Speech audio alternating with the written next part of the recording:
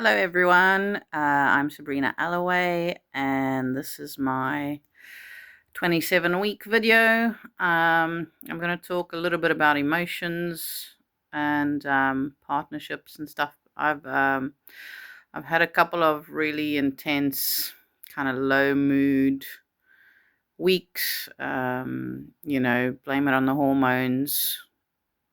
I don't know. I've just been feeling really detached and weird and quite off my husband and just irritable. I'm finding it quite difficult being pregnant and heavy and uncomfortable, not sleeping properly, and dealing with my little 3-year-old, and the whole like power struggle kind of thing, and you trying to remain calm in every situation, which has been impossible. And then you feel bad about yourself, and then kind of you just have expectations that your partner will understand everything and support you in the way you need, but then you don't say anything. So you get a bit more detached and distant, and then start feeling lonely. And I've been worrying a lot about, the second baby coming, and if I'm going to be able to handle it all with my first boy, mostly full time. He only goes to nursery 2 times a week because that's all we can afford at the moment. And I'm scared. I'm scared that myself and my husband will have the same issues that we had the first time around. I don't want to go through all of that again. I'm a little bit emotional, I guess. Um, it's been quite difficult. I don't think, unless you've gone through pregnancy yourself, I don't think you really realize, if you've had a friend that's had babies and they say, oh, I'm so tired and all that, you can't really relate at all, no matter if it's your best friend and you talk about it a lot, and no matter how much you try and empathize, it's until you actually get pregnant and go through it all, it's something that's not understandable at all. And so I can totally understand when my husband says, look, I'm trying to understand what you're going through, but I can't really understand because I'm not you. And it's hard to explain when you're feeling so shitty. It's hard to, I kind of tend to withdraw a bit, and that's not the right way to do it. So, if you're pregnant for the first time, especially, you need to understand yourself what is happening to you, so you can then manage your emotions and the way you feel better as well, and be, not close up, be a bit more open to talking and communicating.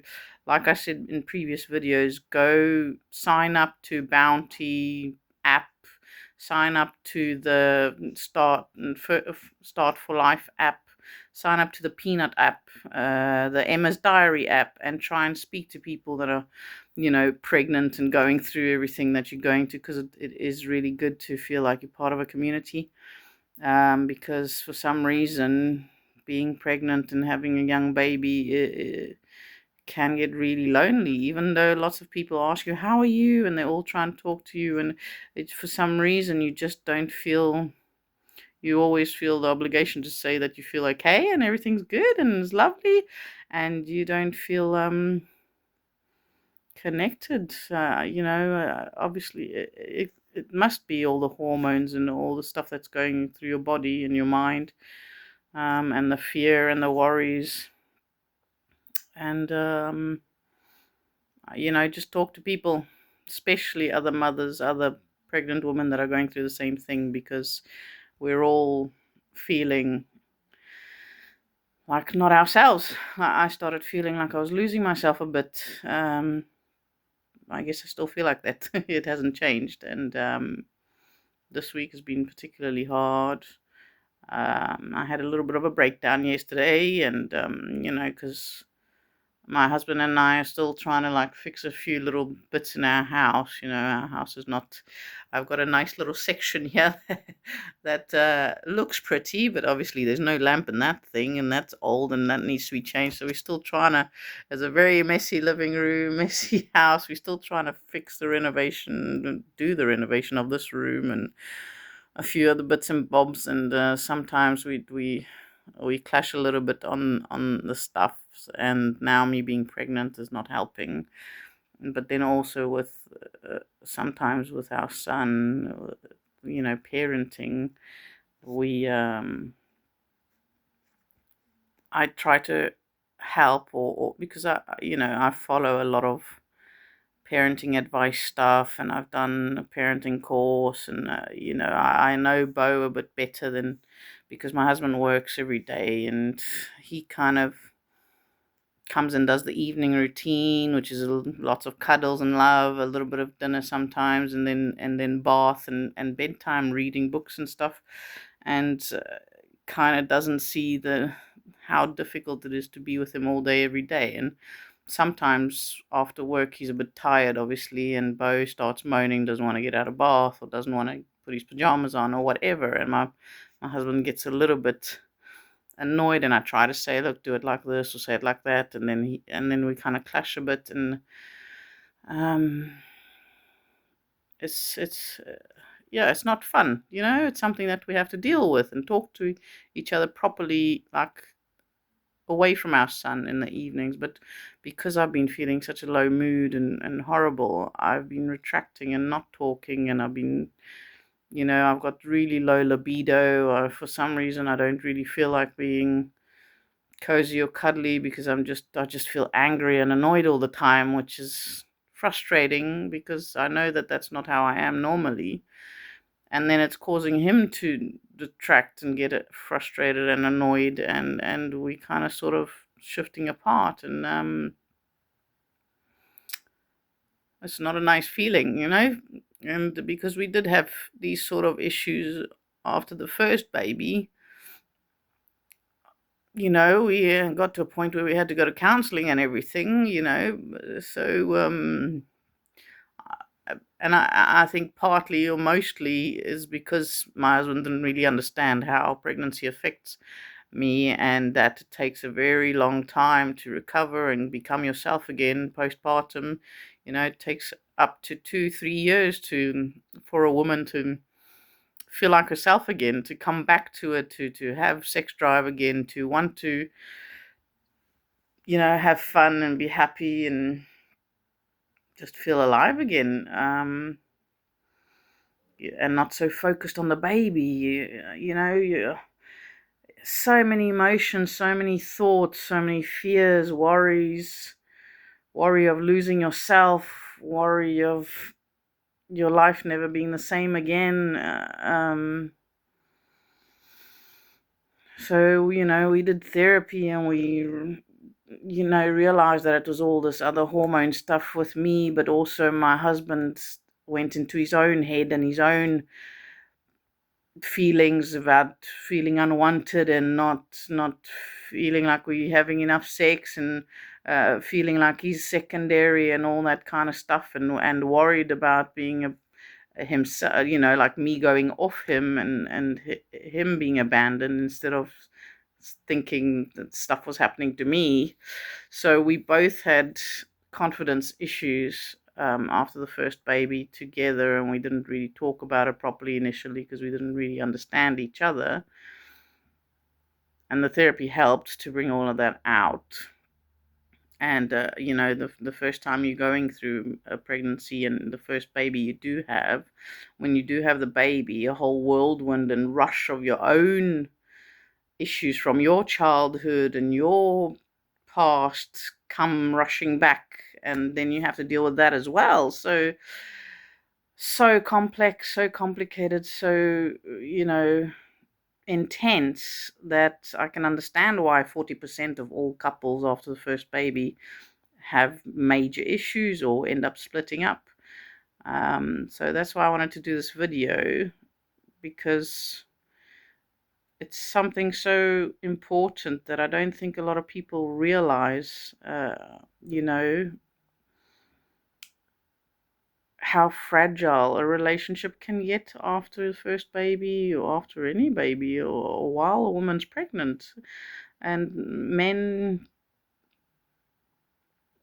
or partners can't really relate because they're not actually going through it. It's not happening to them in their bodies.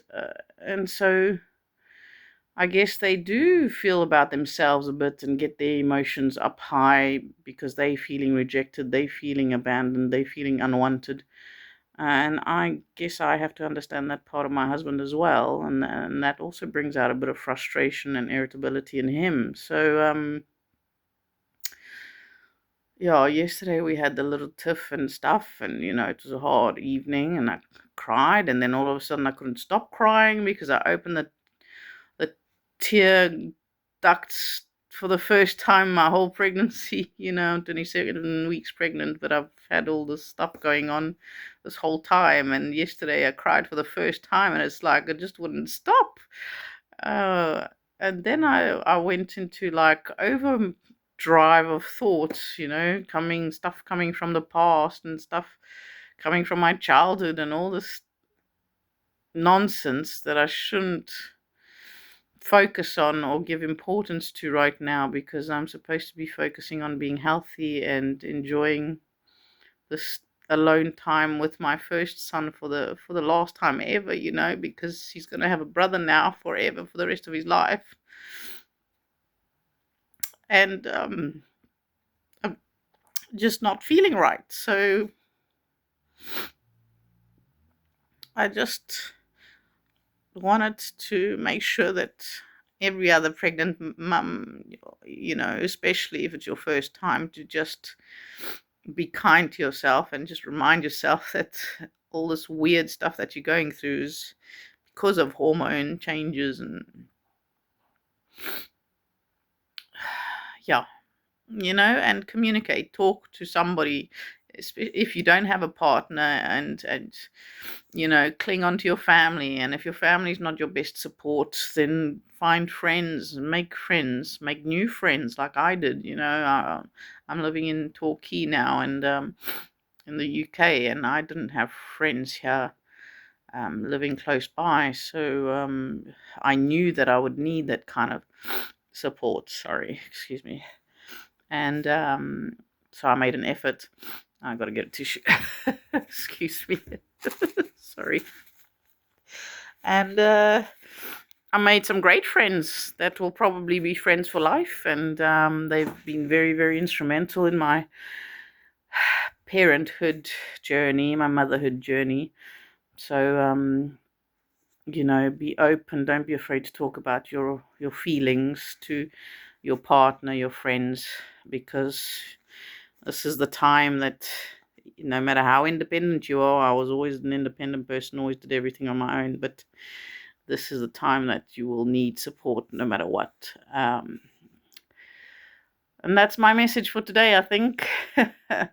I was going to talk about a few little other things, but this is quite a long video already, and you guys are probably bored of hearing me talking about it. So, if anybody wants to share anything with me, you can do as well. So, I'll speak to you soon.